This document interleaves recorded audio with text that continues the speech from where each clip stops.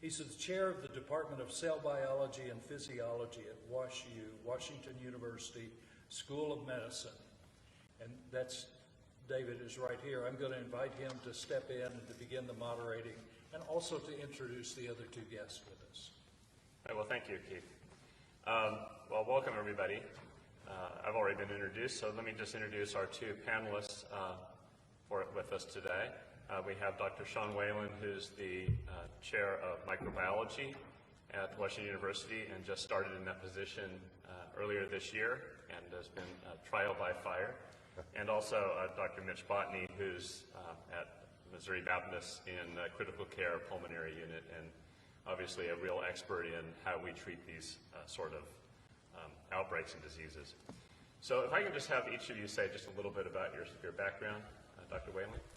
Hi, my name's Sean Whelan. I'm originally from Leeds, England, and I did my undergraduate degree studying microbiology and biochemistry, and then did a PhD working on poliovirus. And after that, started working on a genetic system with a virus that infects cows called vesicular stomatitis virus, which I expect nobody has heard of. But it is the virus on which the Ebola virus vaccine was generated, and it was generated by replacing a gene of that virus with a gene of Ebola. And that's sort of a strategy that we're using to try and combat this emerging coronavirus right now.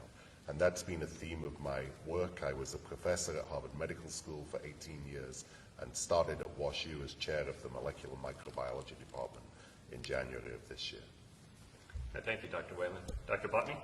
I have a pulmonary and critical care background. My training was at Barnes-Jewish Hospital and Washington University. I was on the faculty there for a number of years. Then I went into private practice at Missouri Baptist.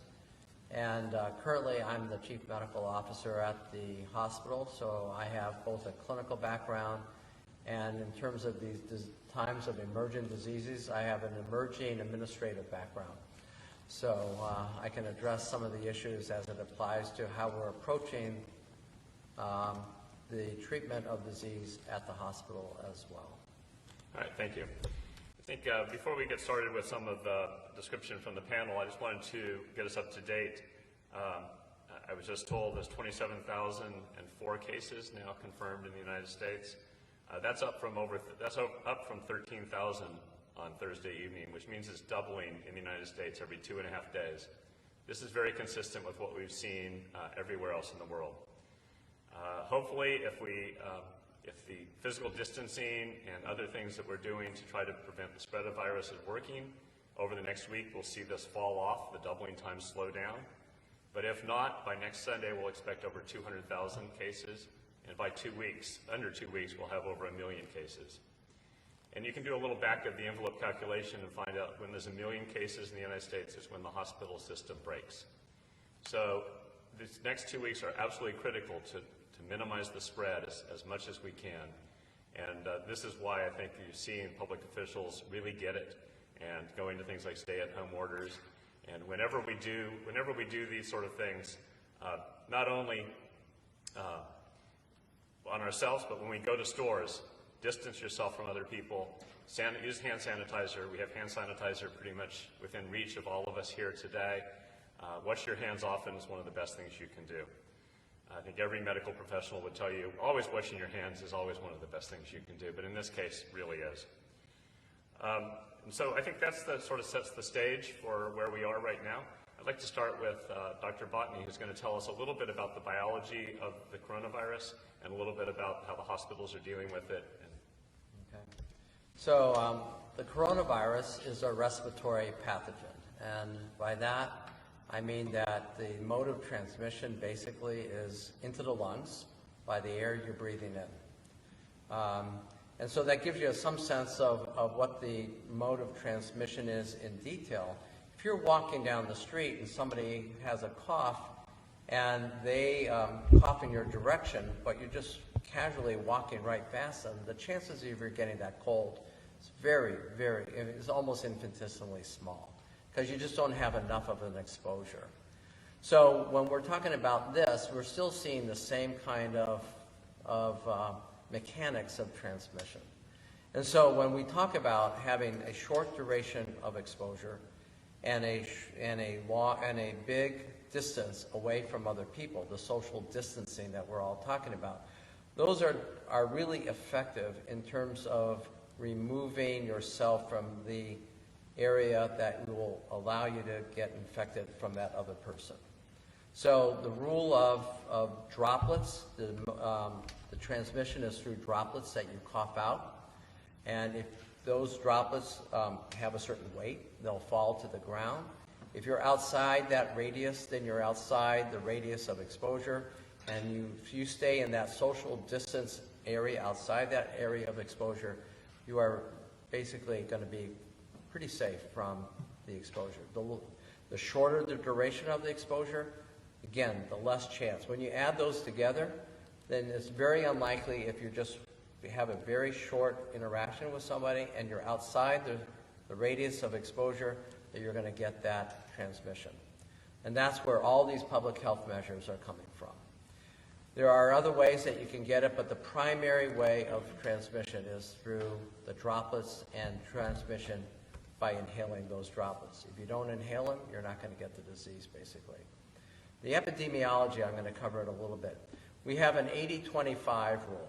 80% of the people who get the disease are going to have very mild cases, and they're going to be able to stay home. They're going to require social distancing. They're going to require self-quarantine. But even if they're symptomatic, 80% of the people who are going to get the disease are not even going to require hospitalization. Of the other 20% who require hospitalization, 75% of those are going to do well in the hospital and not require intensive care. It's only 25% of that 20%, or 5% of the general population, who's going to require intensive care, being on a breathing machine. And even there, the rate of survival is not that bad. So when we look at the epidemiology of this, most people are going to do, 95% of the people are going to do well with this disease, and most people are going to survive this disease, even if they get it. Adults are going to be at more risk than children, although a recent paper out of China demonstrated that children are getting the disease and that they were actually capable of transmitting the disease. People who are sick, have chronic diseases, who are elderly, who have immunocompromised immune states from cancer, from drugs, or whatever it might be, they are more susceptible than healthy people. But in a somewhat paradoxical manner, the people who have more vigorous immune responses seem to have the more likely response to develop this severe lung reaction that puts them on the breathing machine, this ARDS. I want to put it into context a little bit. When we look at coronavirus, even in the worst cases, and compare it to the epidemiology of flu, the numbers are pretty impressive and telling. With the flu in this current flu season, the end of 2019, the beginning of 2020, the CDC estimates 38 to 54 million people got the flu. They estimated that there's between 400 and 700,000 people required hospitalization and 25 to 60,000 deaths. By far, the statistics show that the impact of flu, the health impact of flu, was far greater than the impact of coronavirus was in China or elsewhere.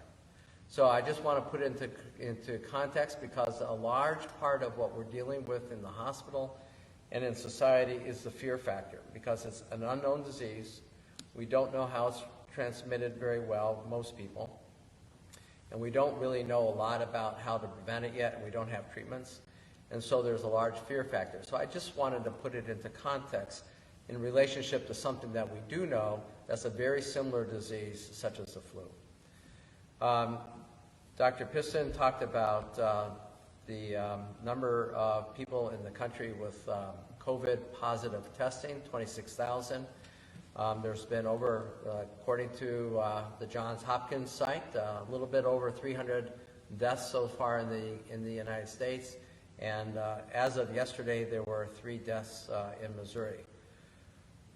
We're seeing surges, as you know, in New York, Washington, Florida, and some other locations. And I can tell you that the surge is just starting here in Missouri and in St. Louis. The clinical presentation is what you've all heard, I'm sure: fever, cough, and shortness of breath. There are some minor symptoms that are fairly infrequent that are also present, but by and large, the fever, the cough, and the shortness of breath are the things that are most symptomatic. Travel to other locations, being on a cruise ship, is being increasingly irrelevant as community transmission is taking place and becoming the dominant mode now. So again, social distancing is a way of preventing transmission of the disease in the community. Our testing strategy is based in part on the well-known limitation to testing availability. One note on that, the testing availability is being rapidly addressed by all the biotechnology companies and the clinical labs, and we're already starting to see more and more testing coming online, and I think that within the next week or 2, 3 weeks, we will have much greater testing capability that will allow us to start really getting a handle on the epidemiology or the numbers of people and help us in our clinical decision making when somebody presents to the hospital. Right now, if a patient is symptomatic and presenting to the emergency room, we are trying to determine whether they can go home or whether they need hospitalization. We are trying to decrease the load on the hospitals across the country and already now here in St. Louis, the load on the hospitals of patients with presumed COVID positivity. So one of our strategies is that if at all possible, we're going to send you home and you self-quarantine at home. Now, why would we do that? Why would we send somebody sick home and not have them in the hospital?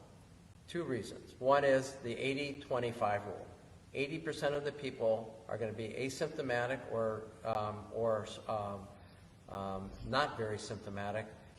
And in the context of we don't have any drugs that can treat this, you're going to be do just as well at home as you would in the hospital. And in fact, the argument can be made you're going to do better at home than if you come into the hospital, because we have all kinds of other things, as you know, taking place in the hospital that you don't want to catch. So our strategy and the strategy at every other hospital in the city is if you are not sick enough to warrant hospitalization, you're going to go home, and we're going to ask everybody to be aware of that and accept that with a small degree of grace.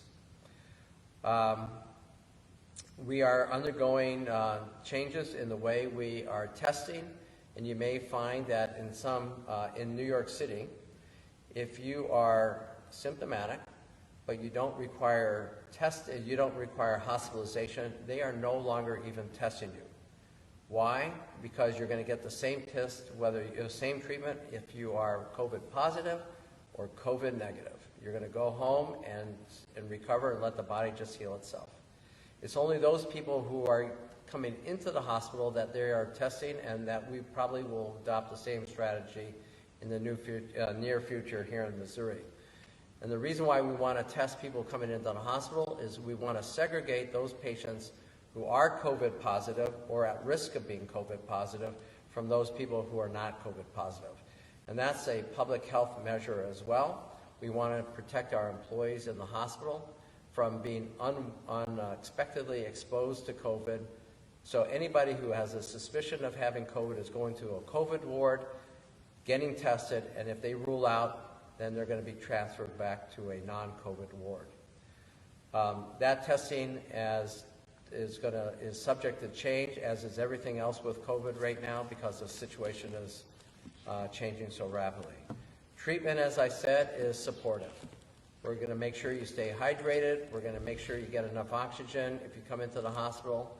If you don't need hospitalization, you go home and you self-quarantine, as I've said before. There's no proven treatment for this. There was talk about some antivirals that were effective against some other viruses. There's no evidence, and in fact, there's some evidence. I just read a paper published in the New England Journal of Medicine from 2 days ago, testing 2 promising antivirals, and they show no benefit compared to just supportive care. So right now, we are in a mode of supportive care, and hopefully, as I repeat over and over again, we're going to be trying to treat you at home as much as possible. Prevention, that's decrease your proximity to people, stay outside the 6-foot radius, keep your visits as short as possible, and hand washing. And for those people who are working in the hospital with you, we are trying to reserve all of our personal protective equipment for the healthcare workers who are most at risk for exposure to patients with COVID. And so we're asking people, and it's I think a justifiable ask, is let's keep the masks and the gowns and everything else for those people who are on the front lines taking care of the patients who are sick and really need that. Vaccines will probably be discussed a little bit later, but so I'll describe that briefly by just saying right now we don't have a vaccine, and again it's just supportive care and social distancing. So what are we doing in the hospital to prepare for this? First of all, I want to say that there's very good coordination here in St. Louis between SSM, Mercy, BJC, WashU, St. Luke's, and the other medical health systems here in the city and the region.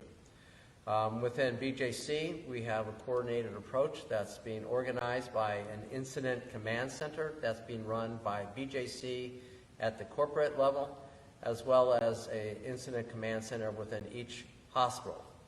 The incident command centers are doing everything that we can to prepare the hospitals for the surge that we all know is coming.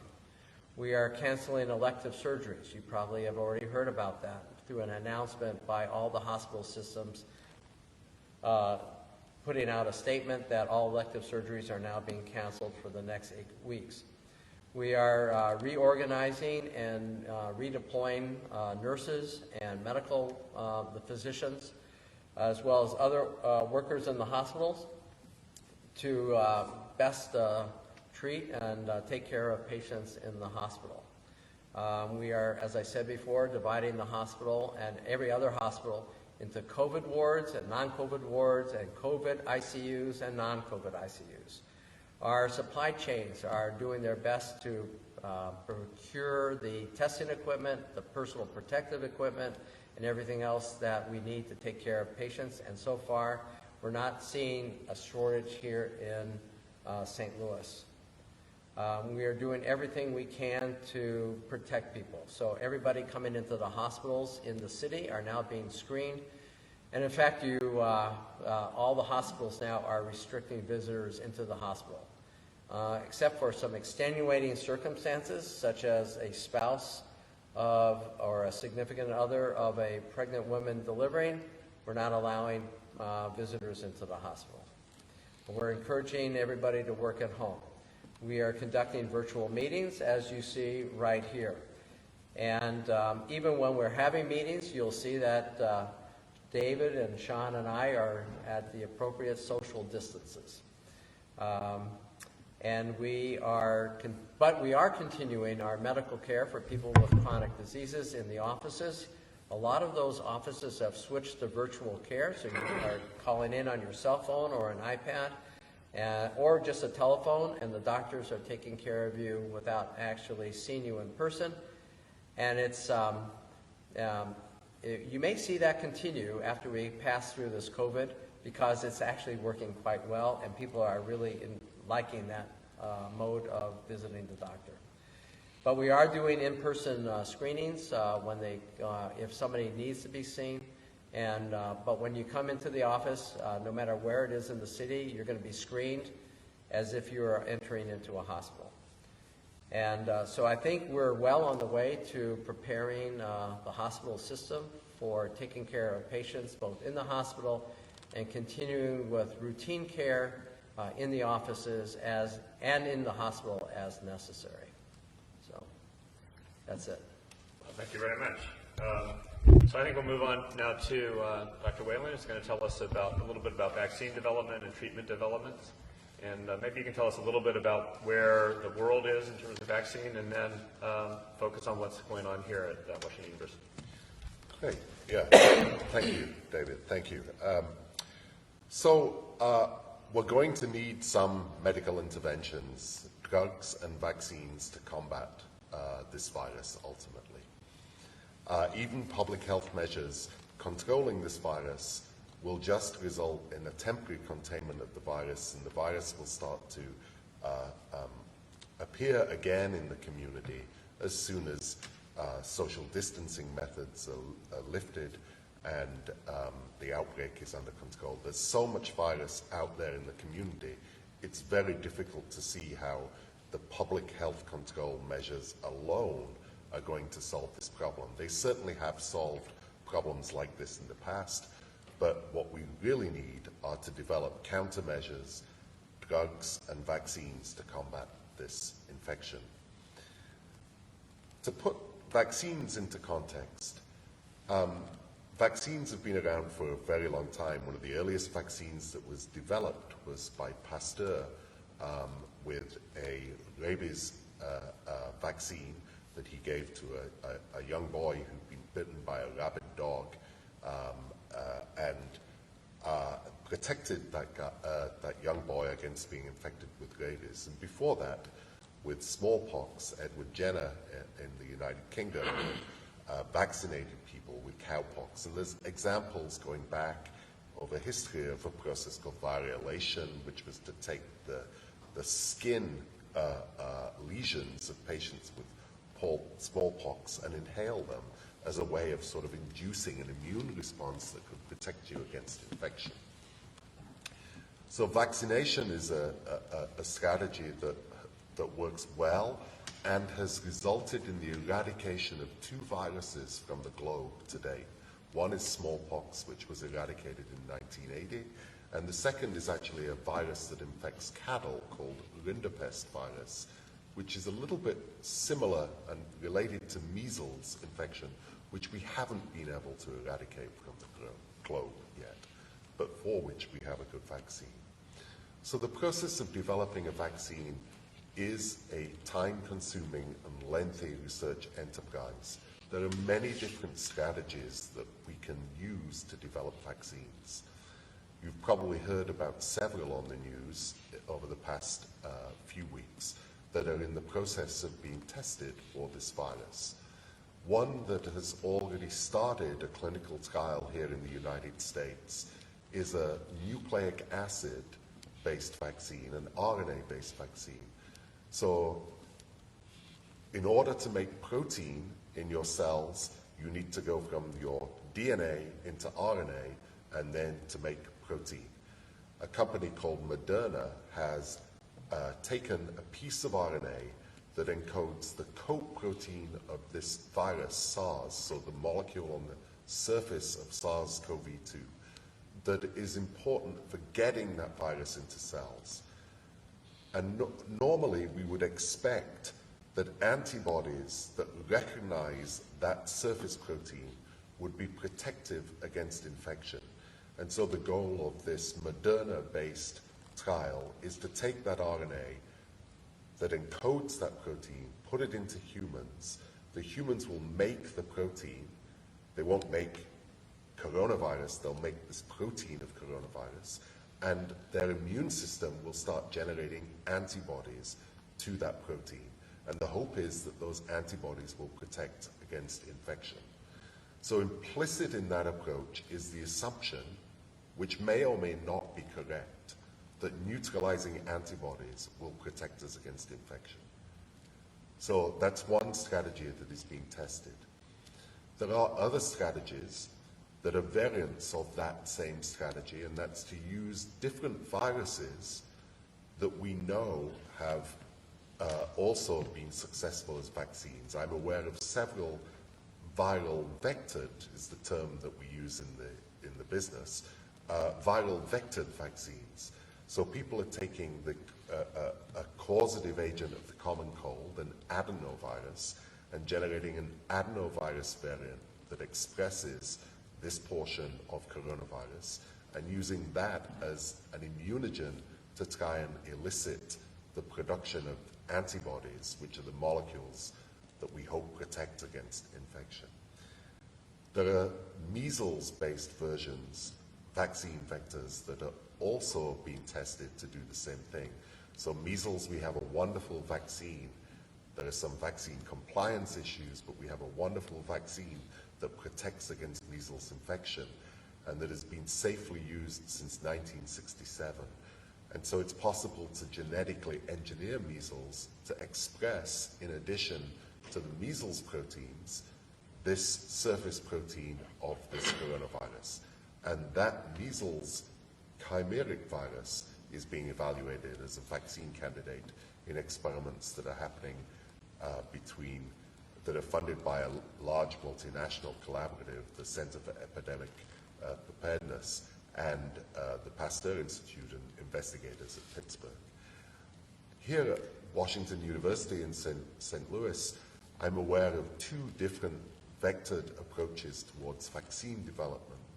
One that takes advantage of an adenovirus for which humans will have no pre-existing immunity, so they won't neutralize that virus. The virus will be safe, it won't cause a disease, but it will express the proteins from this coronavirus in the hope that we can generate neutralizing antibodies. And the second is an approach that my own group is working on, which is to take a virus that infects cows, vesicular stomatitis virus, and do essentially the same thing, express the surface protein of this coronavirus, and test whether any of those vaccine candidates can actually generate neutralizing antibodies that protect against infection.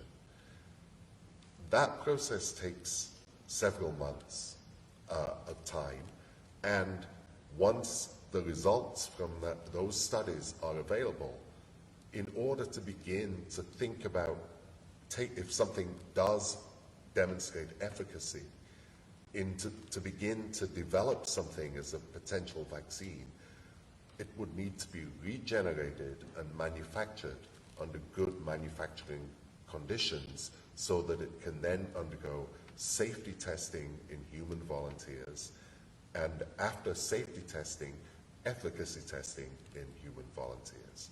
And then there could be an effort to scale up production of such a vaccine. So right now, among all of the vaccine candidates that are being tested here in the United States, and there are many labs developing them, I know of at least 30 different approaches that are actively being tested around the world as vaccine candidates. But the most advanced one right now is the one that has gone into people in Washington. It went into the Moderna-based vaccine candidate, went into 45 patients as a safety test. That's a phase 1 safety test.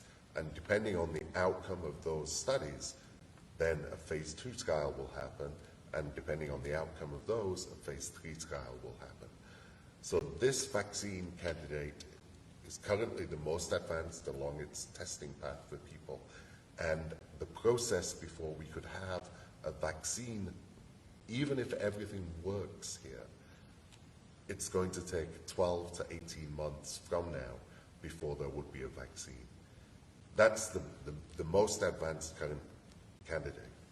We need to be stocking this pipeline with as many different candidates as possible so that if anything fails, there's an alternative candidate that's further along in this pipeline that we can test. So that's what a lot of the vaccine research efforts that are going on around the world are doing. And there are several, some will be moving into phase 1 clinical trials soon. And I think the community are optimistic, but I should also point out that there are many viruses for which we have been trying to develop vaccines for a long time. Human immunodeficiency virus, the causative agent of AIDS, was discovered in 1980. We do not have a vaccine to counteract that virus yet. We have drugs that work to control the virus, but as I'll talk about in a minute, that's different for this respiratory pathogen. SARS-CoV-2. We've also been trying to develop since the 1960s a vaccine against another respiratory transmitted human pathogen, respiratory syncytial virus. We do not have a vaccine against that virus. And as you all know, I'm sure, from taking your flu vaccine every year, sometimes the flu vaccine works and sometimes it doesn't. And so these are concerns in thinking about developing any vaccine that's going to try and counteract this virus. We're doing everything that we can possibly think of to try and develop a vaccine, but there's no guarantee that we will be successful. And only rigorous scientific testing, both in the laboratory and in clinical trials, will allow us to actually determine whether or not we have a vaccine. And I think we should be cautiously optimistic we will get there, but we don't know until we do the science. So one hopes that before a vaccine is available, that there will be drugs and therapeutics that can help slow this outbreak. And there are several different types of strategies to developing drugs and therapeutics. One that's related to vaccine efforts and will help inform vaccine efforts is it's actually possible to isolate individual antibodies, which are what our bodies often naturally produce to combat infection. So from patients who've been infected with this virus and had very mild disease, what people are now actually doing is taking the immune cells from those people and determining the sequence, the DNA sequence of the antibodies that encodes the antibodies that those B cells protect, and then that those B cells produce. And then we can screen those antibodies in the laboratory to identify which subset of them are capable of neutralizing the virus. And we know how to make in large quantities antibodies that then can be used in people. One of the best-selling drugs in the world right now is a drug called Humira, which is an antibody that people inject, and it protects them against certain types of diseases. We're hoping that taking this strategy of generating neutralizing antibodies from people may also allow the identification of neutralizing antibodies that could be used to help protect against infection. This is a little bit related to something else that you may have heard in the news, which is to take convalescent sera from people and give convalescent sera to patients to try and protect them. The data on this are mixed. This was tried in China, and there certainly is not evidence that with the convalescent sera that was used, that there was good protection of patients. So this raises a question of whether the neutralizing antibody strategy will work, but we need to test it. It's a viable, if it works, it's a very useful approach. This approach produced 2 antibodies that work to protect against Ebola infection, for example. The other type of classic drug development approach that people are using is to try and target the viral enzymes that are responsible for amplifying the virus in cells. And one classic set of inhibitors are molecules that target the viral nucleic acid multiplying polymerases. And there are 2 candidate experimental drugs that have been demonstrated to have efficacy against the polymerase of this virus in cell culture-based assays in the laboratory. And one of them is being tested in a clinical trial at the University of Nebraska, so that we can actually get the clinical data to demonstrate whether or not that drug has efficacy in patients. The other has been tested in a clinical trial that was reported out of China, and that clinical trial suggests that this drug may be useful, but there's also conflicting data that says that in the airway cells that we might anticipate needing this drug to be biologically available. It isn't biologically available. So a lot goes into trying to develop and test any sort of molecules that can block the replication of these viruses. And I've just talked about one such class, those that target the viral replication machinery. But people are trying to advance many, many different strategies to develop drugs that will interfere with this virus. And then the issue will be quickly diagnosing infection and getting a drug to people as early as possible. But ultimately, we're going to need a vaccine. Thank you very much. I think that's pretty clear. I think we'd all agree that the long term we need a vaccine. But in the short term, it would be useful, certainly for hospitals and healthcare workers to have treatments. One question that had come up in discussion of this is just what the difference is between the infection, which people get, which is the virus, and pneumonia, which is what seems to be the end result, which the viral pneumonia, which is what leads to death. So, Sean, can you speak to that a little bit? Sure. So the virus will infect, and it comes as an airway infection, and the virus will start replicating in lung cells.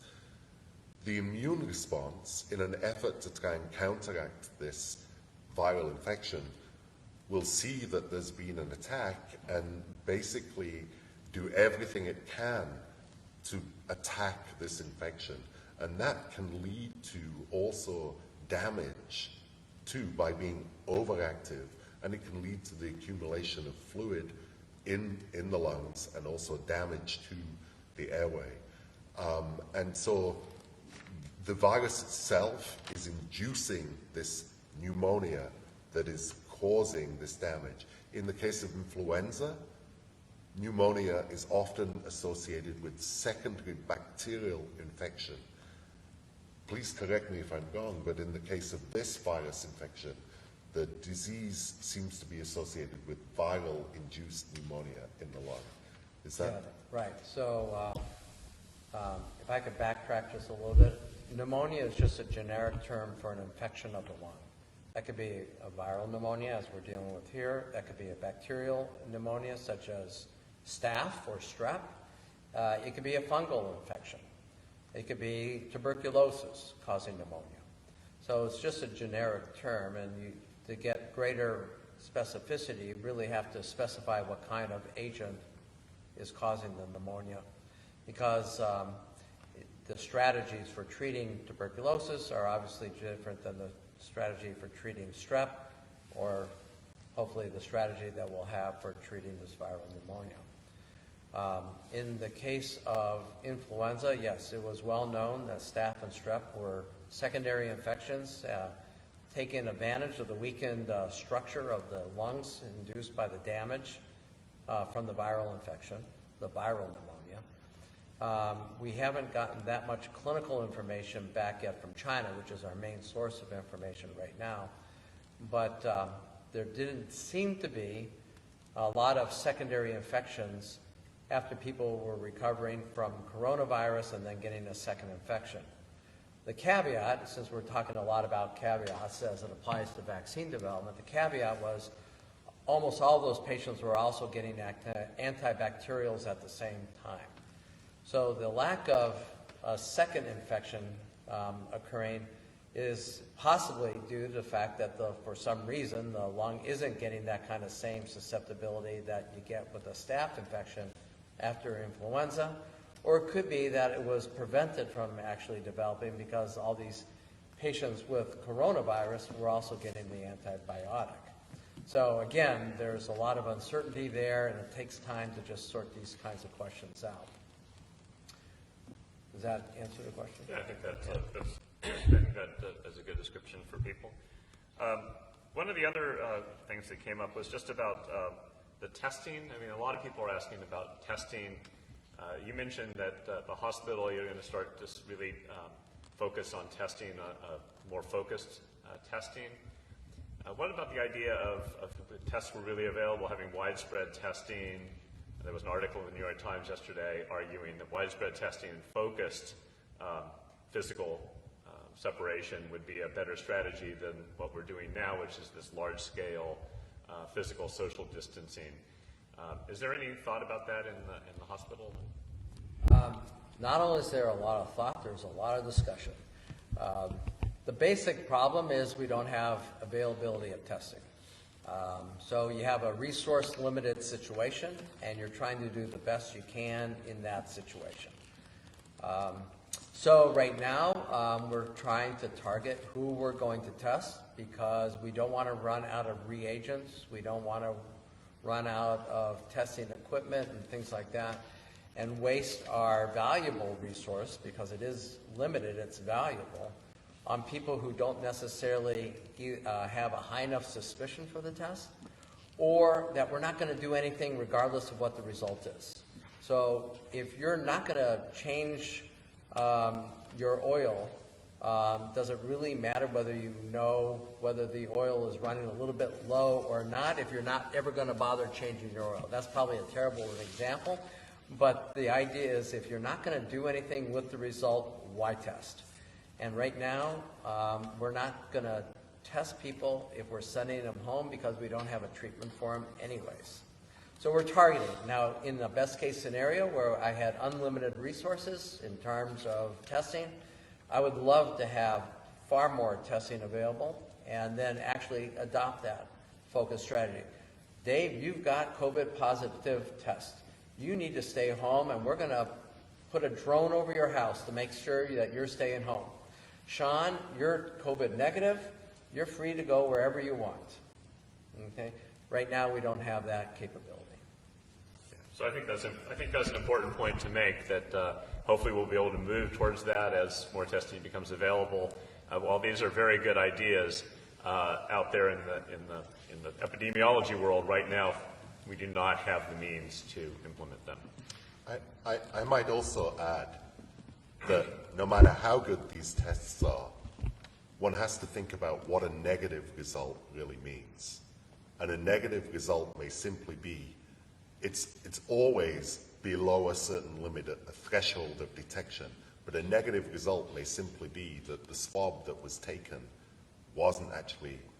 didn't go far enough down your nose in order to be able to get access to the virus. So negatives can be dangerous information too. So this is also part of the challenge of testing. Yeah, so speaking of testing, we have right now, I believe most of the tests are looking for the RNA, the nucleic acids that are in the virus, which require this PCR, polymerase chain reaction, which is notoriously iffy kind of assay for this sort of, to put this sort of weight on. Are there ideas of testing for other ways to really look at other symptoms or other parts of the virus that would be maybe more reliable? So there are people actively advancing, and in fact, I believe one is now commercially available. Serology-based testing, which basically looks at your serum to determine whether you've been exposed to this virus. And so such a test, when you start making antibodies to this virus, you can detect the production of those antibodies in people. And that sort of serology-based testing will really tell us information about was somebody infected recently or was somebody infected a while ago. And if we can do widespread serology-based testing in the community, we would have a good sense of what fraction of people have actually been exposed. If we go back to thinking of one of the very first parts of this discussion today, we learned the 80-25 rule. 80% of people who get infected by this virus are not going to need any sort of medical intervention. And within that 80%, many people will not know that they were infected at all. And so if we actually had a really good handle on what fraction of people in the community are infected, which these serology type assays can really help with, it really would be very useful information. What do you think the time frame for such a serology test So would be? there is one that is either commercially available right now or will be very shortly. And so I expect that in the next week 2 weeks, we're going to start seeing much more widespread use of these serological type assays. And that's not going to put such pressure on the availability of nasopharyngeal swabs, which are essential for doing this PCR-based assay. There are alternatives that one can think about for those testing, PCR-based testing, including testing saliva. It's much easier to get a saliva specimen from somebody than a nasopharyngeal swab. But currently, the FDA-approved test requires that you take a nasopharyngeal swab and do this RT-PCR assay. Yeah, so I think that one thing, the serology test obviously is blood donation, so it'd be a little harder to have drive-through. But we could even get a sense by screening blood banks as to what fraction of people out there in the community are actually infected. Actually, David, can I take this off on a little bit of a different tangent because you mentioned Please. blood? The American Red Cross, this is an appeal to the community. The American Red Cross is desperately short of blood supplies at the present time. People are canceling their usual donations. Blood drives that have been scheduled at various churches, schools, hospitals, and community clubs are getting canceled, and the supply of blood products is dwindling to a dangerously low level. Missouri Baptist and other hospitals are starting to take the lead in publicizing this and having blood drives in their hospitals in order to try and replenish the blood supply. I would like to just make the statement that giving blood does not increase your risk of developing coronavirus. It's safe as long as you practice social distancing and hand washing and antisepsis in general. And blood does not transmit the virus. It doesn't go, as I mentioned before, it's a respiratory pathogen, so it's coming out of the mouth when you cough. It cannot be transmitted, at least there's no evidence that a virus has ever transmitted something like this, a respiratory pathogen, through the blood. And so you're going to probably hear appeals for blood donations in the near future, and I would encourage everybody to donate their blood because we desperately need it. Even though we are struggling to take care of patients with coronavirus, we are still having people who are requiring heart surgeries and big other kinds of big surgeries where blood is used. That doesn't stop just because we have coronavirus, and we're not going to be able to take care of those patients who would do very well with their bypass surgery, but we may not be able to do it because we don't have blood supply in case they have a problem with bleeding. So I appeal to everybody to consider donating their blood, even if you're a first-time donor. It's absolutely necessary right now in the community and across the country. So it'd be good, and maybe we can make the connection to the Red Cross. I know that they're scheduling appointments that are far apart, so that they can have social distancing inside the unit. Obviously, their people all have personal protective equipment, right, and everything is sterile. And as we said, blood-based viruses, like for instance HIV, is not come through the airway. Airway viruses do not go through the blood, so these are completely separate, and there's no reason to worry. That's a very good point. I think that sums up where we wanted to cover with what we discussed. So we have a list of questions that is, it seems to have taken at least one page. So some of the people weighing in are wondering, how would you treat yourself at home? If you were sent home, you didn't need to be hospitalized, how should you treat yourself? A couple of specific questions about that. One, should they avoid ibuprofen or similar anti-inflammatories? And second, what about hydrating? And is a Gatorade better than water? And one of the doctors in our community, who's a pediatrician, weighed in that he's suggesting Pediatrics and 50/50 apple juice for children. Okay, I think this is for Dr. Botney. But I would just say, sum up is like, when do you know that you need to go to the hospital? How much can you do at home?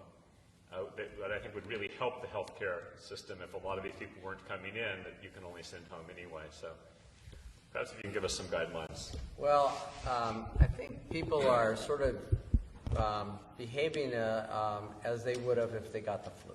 So if they get that symptomatic and they have underlying problems like asthma or COPD or other problems, I think it's quite reasonable. How many people come to the hospital when they have cold symptoms?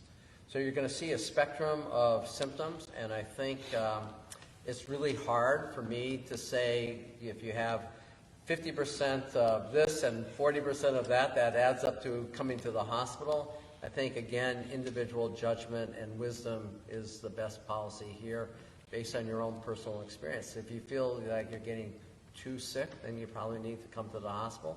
But a lot of people are not going to get too sick, and they're going to feel like maybe they just have a cold. In terms of treatment, I think it's, again, what you would do if you had the flu. Stay hydrated. If you're having fevers and you're sweating a lot, you're probably going to be losing some of your electrolytes, and particularly your salt. And something like Gatorade could be helpful in replenishing that supply. Pediatrics, the kids always scared me when I was in medical school. That's why I went into adult medicine. So I'm going to go with the recommendation by the pediatrician who asked the question. 50% mix of apple juice and Pedialyte sounds like a winner to me. But I think stay home, stay hydrated, eat well. Is there any reason to avoid NSAIDs or other drugs? You know, you don't need NSAIDs to take care of the fever. Tylenol works well for that. And that's where most of your symptoms are coming from, is associated with fever, particularly like when you have the flu or higher fevers. So if you take Tylenol, that's pretty safe. Drug, probably a little bit safer for kids in particular, although they're the ones who are showing the least amount of symptoms. Again, I'd stay with the Tylenol rather than going with the NSAIDs. So when you began the talk, Dr. Botney, you were saying that, I know trying to sort of tamp down fears, but saying, you know, we're familiar with the flu, you know, the flu kills more people, but we don't shut down our entire world every year for the flu. So why is this the approach that public health experts are recommending when we do have the flu every year? Why do we have to shut everything down? And why is it so important to practice the social isolation? I think it comes down to supply and demand considerations. Flu season starts in, let's say, October, maybe September, and extends through March. It extends throughout the country over a 6 months period of time. And so the demand on the hospital system is not that great at any one time. Sure, in the wintertime, our hospitals in the city fill up, and they're all, you know, we get a surge of influenza patients, but we don't get so many that it's overwhelming the system. As Dave mentioned when we first started here, the rate of the incidence of the disease is doubling every couple of days. And so we are seeing a demand that is exceeding our supply or could exceed our supply. And so because it's the length of time in which we're seeing the disease is for this with influenza, it's like this. You're getting this huge spike, and it's that spike over a month or two rather than over 6 months that's leading to the demand on the hospitals and the problem with supply and overwhelming the hospitals. I think there's two other points that really are worth covering here. One is that with influenza, even when we're in an influenza year when the vaccine doesn't work so well, a lot of people have inherent antibodies. Older people have antibodies from previous outbreaks of that influenza strain. Many of the people do get the vaccine, and it's effective for them. And so there is a lot of already natural immunity, which actually acts as social distancing. The other thing is that the influenza R0, which is the number of people on average who are infected, is about 1 to 1.5. The R0 for the SARS-CoV-2 that causes COVID-19 is 2.5 to 3, meaning that this is 2 to 3 times more virile in terms of how many people are affected. And that actually causes this growth curve to go faster. Again, this is the problem of overwhelming the hospital because of the rise, the instantaneous rise. So both those things together, I think, really make this much more dangerous. This is no more dangerous of a disease, it certainly has a higher death rate, but in a certain sense, it's not much more dangerous than other viruses. What is, none of us have immunity, none of us have seen it before, and it is the rapid onset that will swamp out everything. In places where the hospital system was overwhelmed, the death rate is 10%, such as in northern Italy. Places where the hospital system was not overwhelmed, such as South Korea, where they really got on top of this very quickly, tested like crazy, isolated people, it's more close to 1%. So the swamping the hospital system is really the dangerous thing that we have. This is why I think the emergency kind of procedures to shut things down is the only chance we have right now, the absence of treatments in the absence of the vaccine. And follow up on the antibody test that you said is coming out soon. You said to measure if people have been exposed. Does that also tell you if they have immunity, or is that a different question? It tells you that they've generated an immune response to this virus. One would hope, although we don't yet know, that that means that you're not going to get reinfected by this virus. Again, if I can go back to the virus, respiratory syncytial virus, we get repeatedly reinfected by that virus throughout our life. And it's not like flu, where we're getting different strains every year. Respiratory syncytial virus, there's basically 2 types, A type and B type. And you get repeatedly reinfected with those viruses throughout your life. So we don't know yet with this virus, but what the assay is measuring is your immune response to the virus. Is the one that we keep getting reinfected the quote common cold? We get reinfected with, the problem with the common cold is that hundreds of different viruses cause the common cold. And so to know, there's a real problem there with diagnosis, to know which virus you were infected with that causes essentially the exact same symptoms. And for many people infected by this virus, their symptoms will be that of the common cold.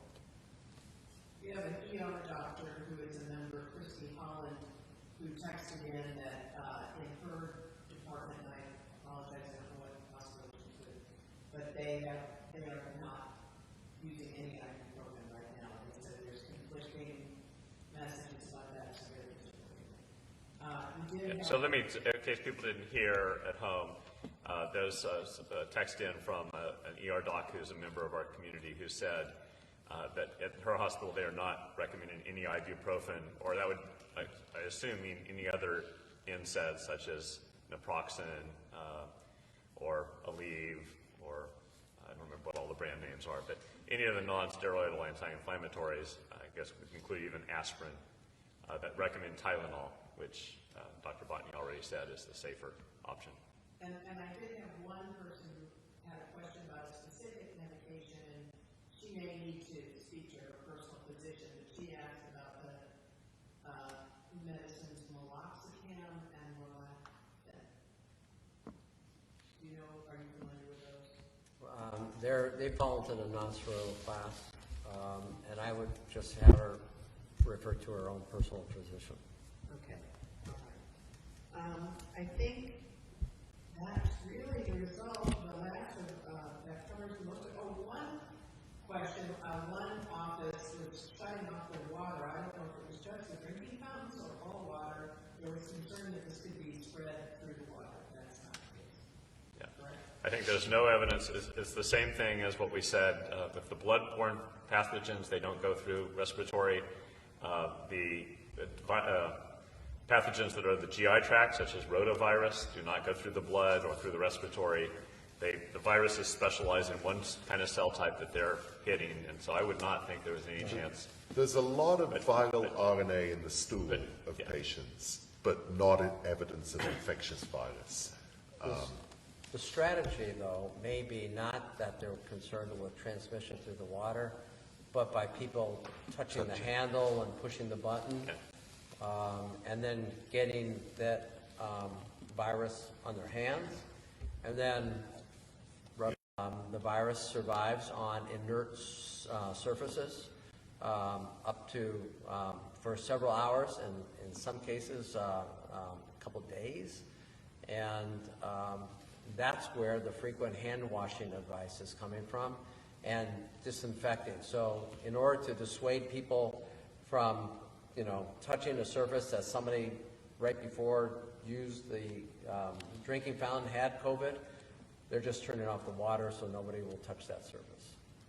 So I think our final question is, what should we be prepared for in the weeks or months ahead? Even if there is some reprieve this summer, like we've seen with flu, will we likely have to re-shelter in place again this fall? Do you think there might be another peak? And then I think that's our final question. Any closing comments? So it's difficult to predict.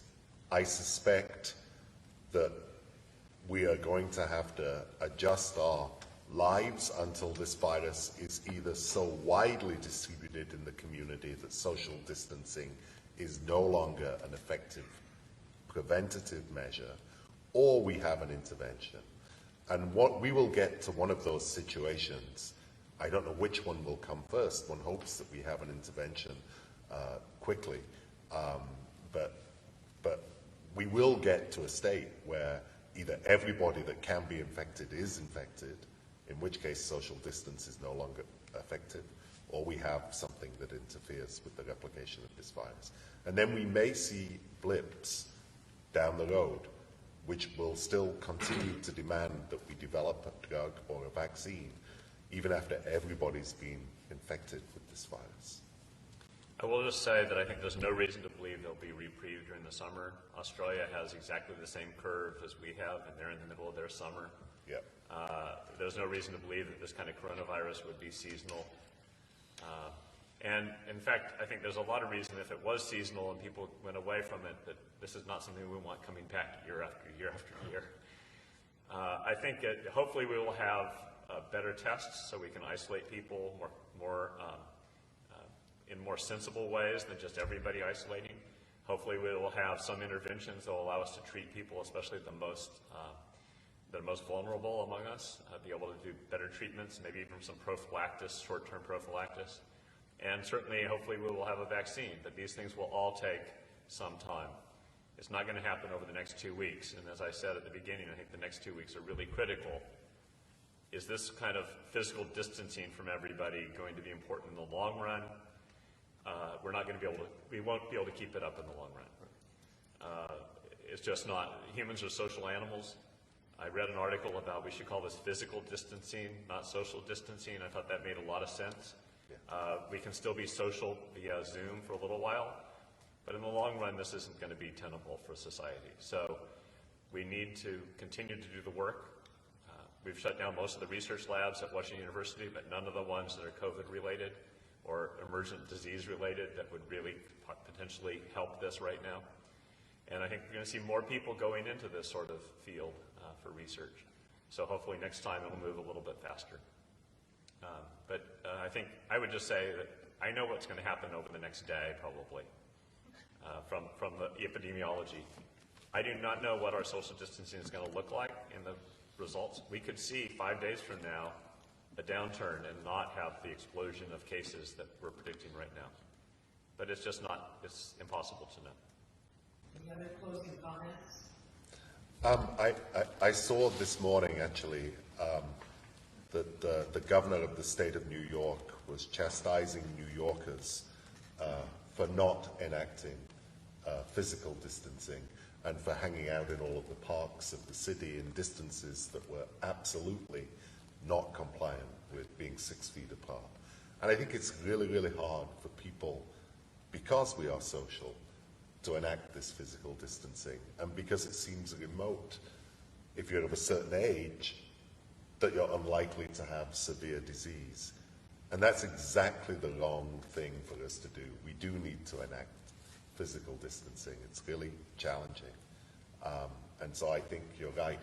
How are we social in a time of physical distancing? Because we all like to hug, touch, and do all these other things that are part of our daily lives, and it's hard right now.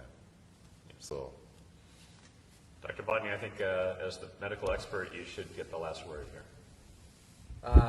Well, I want to inject a measure of hope here. The hospitals are really ramping up, and they're really reorganizing the way we're providing care so that we will be able to take care of patients. And the people on the front lines are being, their morale is good. There is anxiety, but the morale is good, and they are all there to take care of you. So when you come into the hospital, you can feel sure that you're going to get good care. It may not necessarily be the care that you were used to in the past, but you're going to get good care while you're in the hospital. All right, well, thank you, everybody. Thank you.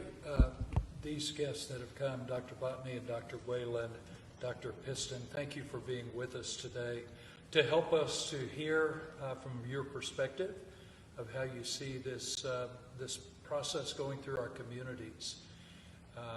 The hand washing, the surfaces, the social distancing or the physical distancing. And thank you for the plug about donating blood, for the clarity of that. We appreciate it very much.